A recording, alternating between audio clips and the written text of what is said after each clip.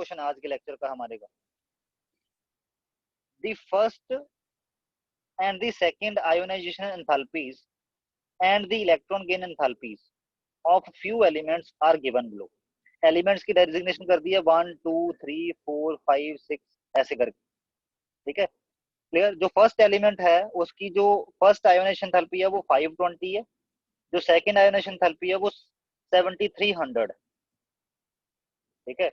और उसकी जो इलेक्ट्रॉन गेन एंथैल्पी है वो नेगेटिव में है -60। जो सेकंड एलिमेंट है उसके लिए 419 है आपके पास फर्स्ट आयोनाइजेशन एंथैल्पी, ठीक।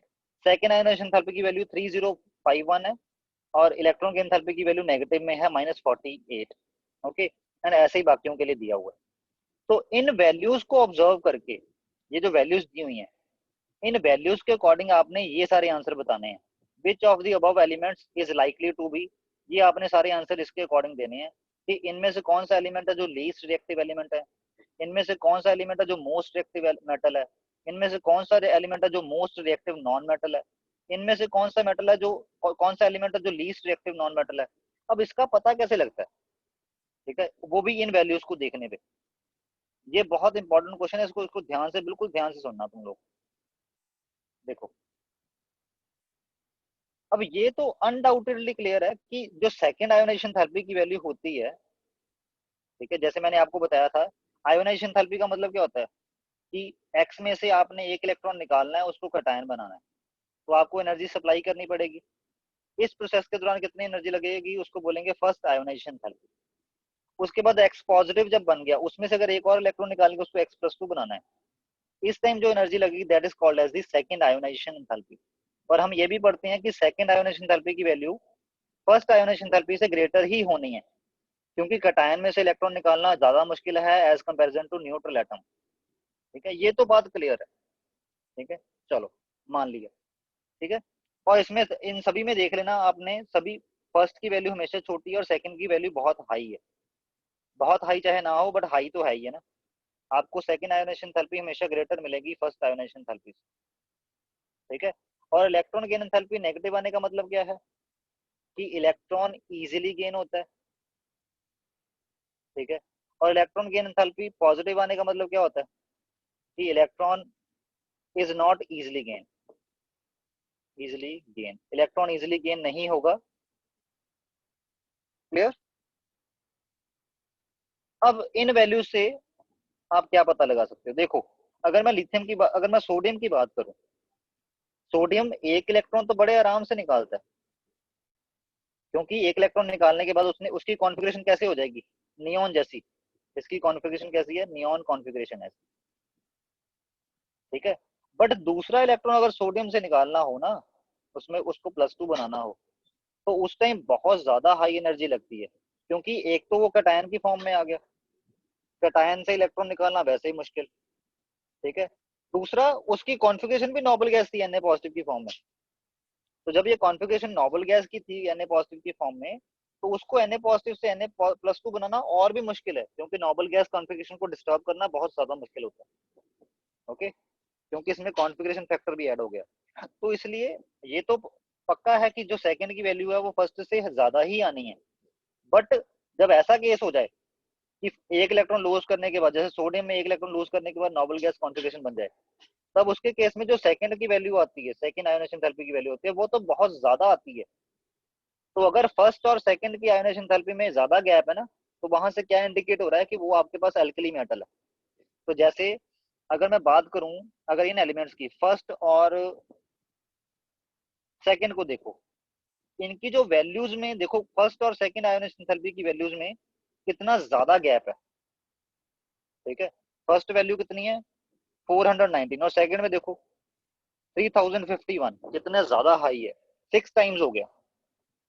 तो ये जो सेकंड की वैल्यू जब बहुत ज्यादा एबनॉर्मली हाई हो फर्स्ट से, तो यहाँ से क्या इंडिकेट होता है कि ये जो फर्स्ट और सेकंड था ये सिर्फ एक इलेक्ट्रॉन लूज करते हैं और नोबल गैस जैसे बन जाते हैं, ठीक है। तो ये दोनों क्या हुए, these two are alkali metals. अभी मैं आपको इंटरप्रिटेशन सिखा रहा हूँ, ठीक है, समझ आया ये एल्कली मेटल्स कैसे हुआ। Hello, yes are you sir. Are you getting, are you getting me repeat ना। कर दो एक बार। ठीक है, वो तो मैं वीडियो डाल दूंगा, तेरे को समझ आई वैसे थोड़ी बहुत? वो तो आ गई। नहीं, तेरे को वॉइस लैग हुआ कि वैसे ही नहीं समझ आया? नहीं सर, बीच में कट भी जाता है, पर आ गई समझ, ये नहीं कि बिल्कुल ही नहीं आई। ठीक है, वो तो मैं वीडियो भी डाल दूंगा, फिर अभी ध्यान से सुनो। ठीक, इनमें जो फर्स्ट और सेकंड में बहुत ज्यादा गैप दिखता है, जब सेकंड आयोनाइजेशन भी बहुत ही एक्सेप्शनली हाई है, फर्स्ट से हाई तो होनी है, वो तो नो डाउट, वो सभी में हाई होनी है। वो चाहे इसको उठा ले कि ऑक्सीजन में से एक इलेक्ट्रॉन निकाल के उसको O प्लस बनाना हो, तो उसके लिए जो फर्स्ट की वैल्यू आएगी, और O प्लस से O प्लस टू बनाना हो इलेक्ट्रॉन दूसरा निकाल के, जो सेकंड आएगी, second will be greater than first, but exceptionally greater नहीं होगी। हो सकता है डबल हो सकता है ट्रिपल हो जाए। यहाँ पे तो देखो 6 टाइम्स हो रही है, जैसे इसमें देखो, सेकंड वाले में इसकी वैल्यू, ये जो सेकंड की वैल्यू है वो 6 टाइम है एज कम्पेरिजन टू फर्स्ट की वैल्यू। और इसमें तो फर्स्ट में तो देखो, इसमें तो बहुत ही ज्यादा एक्सेप्शनली ग्रेटर है। इसमें ऑलमोस्ट कितना टाइम्स है, ये लगा लो 14 टाइम्स सेकंड की। तो जब ऐसा हो तो इट मीन वो अल्कली मेटल्स हैं। दिमाग में घंटी बज जानी चाहिए कि ये अल्कली मेटल्स। ठीक है, अब अल्कली मेटल्स तो हो गए ये। अब बारी आती है कि नॉन मेटल कौन है। नॉन मेटल्स का कैसे पता लगाएं? जो नॉन मेटल्स होंगे उनका कैसे पता लगेगा? उनकी जो इलेक्ट्रॉन की एंथैल्पी है वो बहुत ज्यादा नेगेटिव आती है, that is very very highly negative, very highly negative. ठीक है, और वेरी हाईली नेगेटिव किस किस की है? थर्ड की और फोर्थ की। तो यहां से क्लियर हो गया कि दीज आर नॉन मेटल्स। और बहुत हाई नेगेटिव होने का मतलब ये भी है कि ये कौन से होंगे? दीज आर हेलोजेंस, क्योंकि हेलोजेंस के लिए बहुत ज्यादा नेगेटिव होती है इलेक्ट्रॉन गेन एंथैल्पी की वैल्यू। तो इट मींस थर्ड और फोर्थ जो है वो हेलोजेंस हो सकते हैं, इसका हमें थोड़ा थोड़ा अंदाजा लग गया। ठीक है, और हमें अभी कुछ नहीं पता लग रहा इस डाटा से। बाकी जब क्वेश्चन पढ़ेंगे तब दिमाग में सोचेंगे अब क्या क्या हो सकता है। ठीक है, जैसे पहला, द लीस्ट रिएक्टिव एलिमेंट, सबसे कम रिएक्टिव एलिमेंट कौन सा है? अभी इसका मेरे को कोई आइडिया नहीं लगा इस डाटा को देख के। ठीक है, क्लियर? चलो इस पे अभी क्रॉस लगाते हैं, अभी मैं इस पे नहीं, इसका कुछ नहीं बता रहा हूँ। मोस्ट रिएक्टिव मेटल, सबसे रिएक्टिव मेटल कौन सा होगा? रिएक्टिव मेटल कौन सा होगा? दैट मेटल जो फर्स्ट इलेक्ट्रॉन बहुत इजीली लूज कर देता है। मेटल तो रिएक्टिव वही होगा ना जो सबसे इजीली लूज इलेक्ट्रॉन कर देता है। तो कौन सा है जो इजीली इलेक्ट्रॉन लूज कर देगा? सबसे इजीली इलेक्ट्रॉन लूज कौन करेगा बताओ? इन सब में से, first second third fourth fifth six में से ऐसा कौन सा है जो सबसे इजीली इलेक्ट्रॉन लूज करेगा? Hello, which one?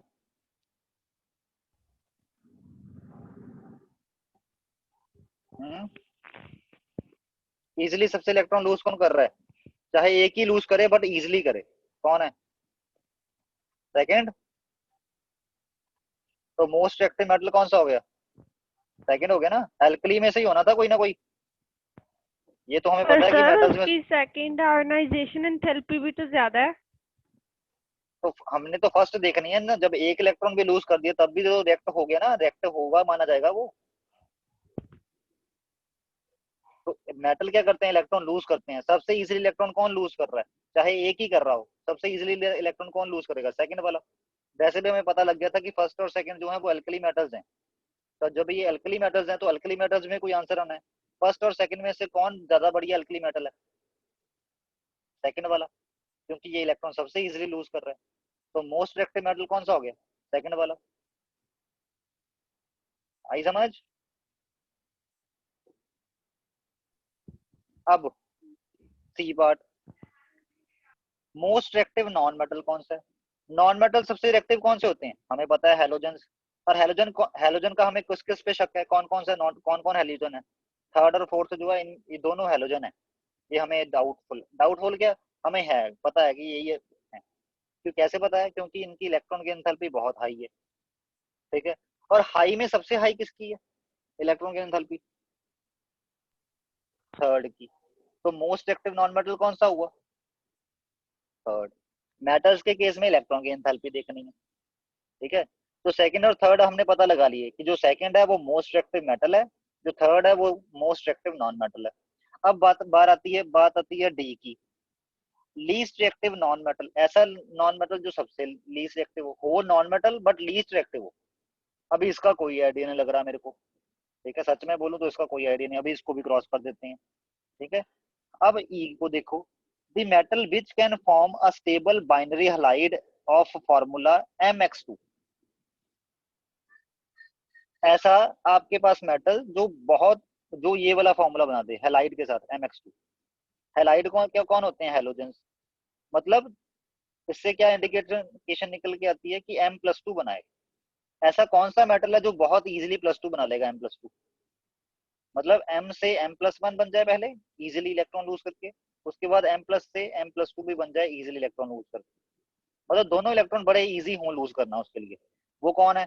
सिक्स्थ वाला। क्यों? क्योंकि पहला इलेक्ट्रॉन भी इजीली निकाल देगा, हालांकि सबसे इजीली नहीं निकालेगा, सबसे इजीली ये दोनों वाले हैं, बट ये पहला इलेक्ट्रॉन भी इजीली निकालता है, दूसरा इलेक्ट्रॉन भी इजीली निकालता है।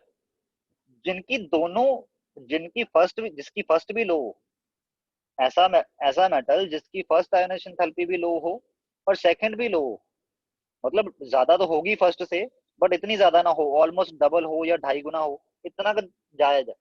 इट मींस जो सिक्स्थ है, यहाँ से क्या इंडिकेट हुआ कि जो सिक्स्थ वाला है ये क्या है? This is alkaline earth metal. और जो अल्कलाइन अर्थ मेटल होते हैं ये वाले, ये क्या बनाते हैं? ये +2 वाले बनाते हैं ना। जैसे Be क्या बनाता है? Be+2। Mg क्या बनाता है? Mg+2। ठीक है, ये +2 बनाना प्रेफर करते हैं। और इस फॉर्मूले का है, आपके पास हेलाइड बनाना है, इट मींस ये वो पक्का कौन बना सकता है? वो एल्कली अर्थ मेटल्स बना सकते हैं। और सिक्स एल्कली अर्थ मेटल है, हमने पता लगा लिया। ठीक है, तो इट मींस आपके पास क्या आ गया? जो ये ई का आंसर क्या है? ई का आंसर है 6। ठीक है, अब एफ की बारी आती है। The metal which can form a predominantly stable covalent halide of formula mx। अब mx फॉर्मूले वाला हैलाइड कौन बनाता है? एल्कली मेटल्स, ये वाले। ठीक है, क्लियर। अब एल्कली मेटल्स हमें पता है कौन कौन से हैं, फर्स्ट और सेकंड। ठीक है, सेकंड तो आंसर पहले ही आपने कर लिया हुआ है, आपको दिख गया कि सेकंड आपने पहले आंसर कर दिया, इट मींस ये आंसर फर्स्ट ही है इसका। यहाँ से एक तो आइडिया वैसे लग गया कि फर्स्ट ही है इसका आंसर। ठीक है, दूसरा आइडिया कैसे लगा पता? जो लिथियम होता है, लिथियम में से एक इलेक्ट्रॉन निकालना तो बड़ा इजी होता है, उसको Li+ बनाना तो बहुत इजी है, उसको Li+ से Li+2 बनाना वेरी वेरी डिफिकल्ट। दूसरा इलेक्ट्रॉन बहुत मुश्किल से निकलता है इसमें से, क्योंकि लिथियम सबसे छोटे साइज का है। उसमें ये वाला इलेक्ट्रॉन तो, जो ये वाला इलेक्ट्रॉन है, ये तो निकल जाता है इजिली। इन दो इलेक्ट्रॉन्स को नहीं आप निकाल सकते। ठीक है, बहुत मुश्किल होता है ये लिथियम में दूसरा इलेक्ट्रॉन निकालना, तभी तो देखो इसकी सेकेंड आयोनेशन एंथैल्पी कितनी ज्यादा हाई है। और लिथियम ही ऐसा है जो जो हैलाइड्स के साथ रिएक्ट करता है, जैसे फ्लोरीन के साथ, क्लोरीन के साथ, ब्रोमीन के साथ, आयोडीन के साथ। लिथियम ऐसा है, जब भी ये हैलाइड के साथ रिएक्ट करता है तो ये कोवलेंट हैलाइड बनाता है। मतलब जो लिथियम क्लोराइड होगा, ये आयनिक नेचर का नहीं होगा, ये कोवलेंट नेचर का होता है। लिथियम क्लोराइड जो होता है, ये भी कोवलेंट नेचर का होता है। लिथियम आयोडाइड जो होता है, ये तो बहुत ज्यादा कोवलेंट नेचर का होता है। हालांकि जो सोडियम बनाता है, सोडियम क्लोराइड, ये कौन से नेचर का होता है? ये कोवलेंट नेचर का नहीं होता, ये आयनिक नेचर का होता है। ठीक है, मतलब एल्कली मेटल्स में से हम कहते हैं ना लिथियम इज एक्सेप्शनल। क्यों कहते हैं एक्सेप्शनल? क्योंकि लिथियम मोस्टली अपने कौन से कंपाउंड बनाता है? कोवलेंट वाले, आयनिक वाले नहीं। ठीक है, तो यहाँ से भी आपके पास आइडिया क्या आया कि जो ये फर्स्ट वाला है, यहाँ मेरे को पता लग गया था कि फर्स्ट वाले की ये वैल्यूज देखी कि ये लिथियम है। क्योंकि लिथियम के केस में जो फर्स्ट आयोनाइजेशन एंथैल्पी है ये बहुत लो होती है, सेकंड वाली बहुत ही ज्यादा हाई होती है, इतनी हाई कि 14-15 गुना होती है पिछली वाली से, फर्स्ट वाली से। तो ये फर्स्ट वाला था लिथियम, और लिथियम ही कोवलेंट हैलाइड बनाता है स्टेबल वाले, with the help with halogens. तो इट मींस एफ का आंसर क्या हुआ? फर्स्ट। क्लियर? इतनी बात क्लियर हुई? अपनी दिमाग में गई बात? हेलो स्टूडेंट्स, समझ आ रहा है? हाँ जी सर। Yes sir. ठीक, तो अब आपके पास ये चार आपने आंसर तो बड़े आराम से ढूंढ ली। अब बचे कौन कौन से हैं? ए और डी। और ऑप्शन इनमें से कौन कौन सा बचा है जो अभी तक आंसर में नहीं आया? वो बचा है फोर्थ और फिफ्थ। ठीक है, अब देखते हैं फोर्थ और फिफ्थ में से कोई आंसर है। एक आंसर क्या है? द लीस्ट रिएक्टिव एलिमेंट, ऐसा एलिमेंट जो लीस्ट रिएक्टिव हो। ठीक है, मेटल या नॉन मेटल इसकी बात नहीं करी इन्होंने, एलिमेंट की बात करी है। वो मेटल भी हो सकता है, नॉन मेटल भी हो सकता है। अब ए में लीस्ट एक्टिव होने का मतलब क्या होता है? कि वो चीज ना तो इलेक्ट्रॉन इजिली लूज करती हो, ना ही इजिली गेन करती हो। ऐसी चीज जो होती है वो, उसका मतलब क्या है, ऐसा एलिमेंट होने का मतलब क्या है कि वो ना तो गेन करने में बिलीव करता है ना वो लूज करने में बिलीव करता है। इट मीन्स ना तो वो गेन इजिली करेगा ना वो लूज इजिली करेगा। ठीक है, तो इसका मतलब क्या आता है, वो लीस्ट रिएक्टिव एलिमेंट हो जाएगा। और ऐसा कौन सा है, ये वाला फिफ्थ। क्यों, इसकी फर्स्ट आयोनाइजेशन एंथैल्पी अगर हम देखें ये वाली कितनी ज्यादा हाई है, तो मतलब ये इजिली इलेक्ट्रॉन लूज करता नहीं है। ठीक है, अगर हम इसकी इलेक्ट्रॉन गेन एंथैल्पी की बात करें, वो भी पॉजिटिव है। वो पॉजिटिव आने का मतलब क्या है कि ये इलेक्ट्रॉन गेन भी इजिली नहीं करता, उसमें भी ड्रामे मारता है, ना लूज इजिली करता है ना गेन इजिली करता है। ठीक है, तो इट मीन्स तो ना तो ये लूज करके रिएक्ट करना बिलीव करता है ना तो ये गेन करके इलेक्ट्रॉन रिएक्ट करना में बिलीव करता है। तो ये बिलीव किस में करता है, ये बिलीव करता है कि मैंने रिएक्ट ही नहीं करना। तो लीस्ट रिएक्टिव कौन सा हुआ, फिफ्थ वाला। Fifth one is the least reactive element. Okay, बची ऑप्शन कौन सी है, फोर्थ। ठीक है, अब फोर्थ ऑप्शन बच गई है, और साथ में हम ये भी देख लेते हैं कि ये डी में क्या पूछा था उन्होंने, लीस्ट रिएक्टिव नॉन मेटल। ठीक है, ये नॉन मेटल है, ये कहां से कैसे पता लगा, ये फोर्थ वाला नॉन। अभी बचा तो आंसर वैसे यही है कि इसका आंसर फोर्थ ही होना है, बट अब इसको देख लेते हैं कि सेटिस्फाई कर रहा है ये डाटा को, फोर्थ वाला। इन्होंने बोला least reactive non metal, fourth fourth वाला नॉन मेटल है, वो कैसे पता लगा, वो पता लगा कि इसकी इलेक्ट्रॉन की एंथैल्पी नेगेटिव है, नॉन और बहुत ज्यादा नेगेटिव है। ठीक है, इट मींस ये नॉन मेटल है, क्योंकि नॉन मेटल के लिए इलेक्ट्रॉन की एंथैल्पी नेगेटिव होती है। Okay, clear. और इसके केस में बस यही है, इस आइडिया से हमें पता लग गया कि ये नॉन मेटल है।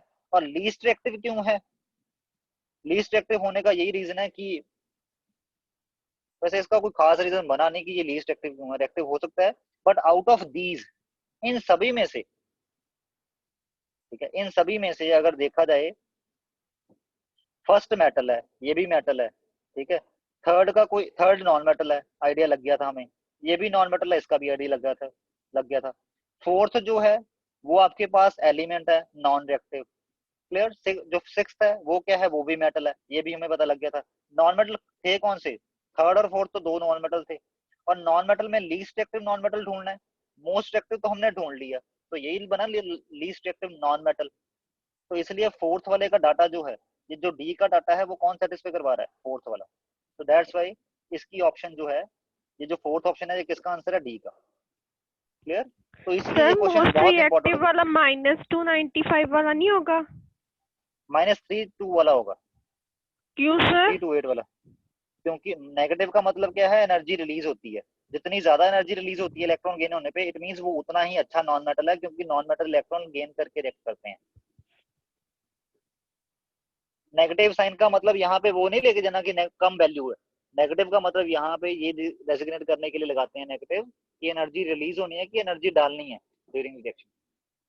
ठीक है, और इलेक्ट्रॉन गेन एंथैल्पी नेगेटिव किसके लिए होती है, वो होती है हेलोजेंस के लिए। हालांकि ये भी एक क्या बोल सकते हो कि थोड़ी कंफ्यूजन वाली बात है, अल्कलीज और अल्कलाइन के लिए भी ये वैल्यूज नेगेटिव ही होती हैं इलेक्ट्रॉन की एंथैल्पी, बट वो बहुत कम नेगेटिव होती हैं। ठीक है, जो हेलोजेंस होते हैं इनके लिए बहुत हाई वैल्यू आती है नेगेटिव में इलेक्ट्रॉन की एंथैल्पी। ठीक है, और जिसके लिए सबसे ज्यादा हाईएस्ट वैल्यू आ रही है नेगेटिव में, इट मींस वो सबसे ज्यादा रिएक्टिव है।